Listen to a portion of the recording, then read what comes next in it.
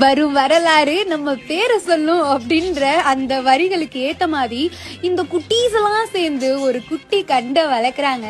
பார்க்கவே அம்பிட்டு அழகா இருந்துச்சுங்க. அதுலயும் இந்த குட்டி அவங்க அப்பா தான் வந்து ஃபர்ஸ்ட் காளைய அந்த கண்டை வந்துட்டு ஜோடிச்சுட்டு இருந்தாரு. அடுத்து அவர் அங்கிருந்து வந்து அவர் அப்படியே தடவி கொடுத்து, நான் வந்துட்டு சந்தனம்லாம் வந்துட்டு கலக்கி, நான் வந்துட்டு குங்குமம்லாம் வந்துட்டு கலக்கி நான் தான் வந்துட்டு போடுவேன் அப்படின்னு சொல்லிட்டு இருந்தாரு.